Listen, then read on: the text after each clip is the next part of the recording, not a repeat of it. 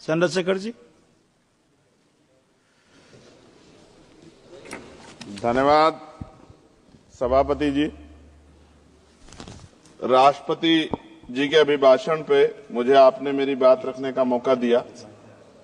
मैं जातिगत जनगणना से शुरुआत करूंगा, जिसकी देश को जरूरत है, क्योंकि जनगणना होगी तो आंकड़े आएंगे तो जो बजट दिया जा रहा है वो सही तरह से लोगों तक पहुंच पाएगा, उस बजट का लोगों को फायदा होगा।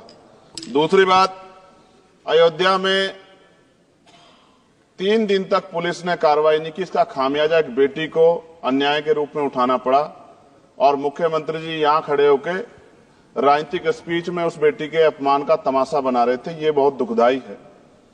साथ साथ कुंभ में जिनकी जान गई उनको मैं श्रद्धांजलि देता हूं और मुख्यमंत्री जी को आपके माध्यम से कहता हूं कि वो सूची दे दे तो मुआवजा सब लोगों तक पहुंच जाए। बहुत अच्छी बात है। एक आईना सर मुझे दिखाना है देश भर की सरकारों को। यही बागपत के एक बच्चे ने न्याय नहीं मिला सर, आत्महत्या कर ली पार्लियामेंट के सामने, जितेंद्र ने। परभनी में बाबा साहब अम्बेडकर की स्टैचू तोड़ी गई सर, वहां सोमनाथ सूर्यवंशी को पुलिस ने मार दिया सर। यहां पंजाब में सर, अमृतसर में बाबा साहब अम्बेडकर की प्रतिमा पे किस तरह का अपमान किया गया। गोरखपुर में 2 दलित बच्चों की हत्या हुई सर। सूरत में एक दलित बच्ची को फीस ना चुका कारण अपमानित किया गया, उसने सुसाइड कर लिया सर। झुंझुनू में राजस्थान में एक बच्चे की पिटाई की गई मटकी छूने पे सर दोबारा। कठुआ जम्मू में सर एक नाबालिग बच्ची का सामूहिक बलात्कार किया गया सर। साथ साथ सहारनपुर में भूमाफियाओं ने शमशान की भूमि को देवबंद में सर जबरन कब्जा करने की कोशिश की, गोलीबारी की सर। आजमगढ़ में सूरज की हत्या सर हो गई और पुलिस बचाने काम करे अपराधियों को।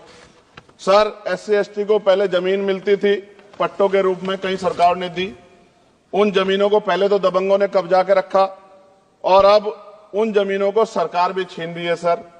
शहर में रहने वालों को SC ST को आवासीय पट्टे दिए जाने चाहिए। आजादी के 75 साल भी घर नहीं है, बाद भी SC ST के बच्चों को जो स्कॉलरशिप दी जाती थी, केंद्र और राज्य का आपसी विवाद है कि 60% आप दोगे, 40 हम देंगे।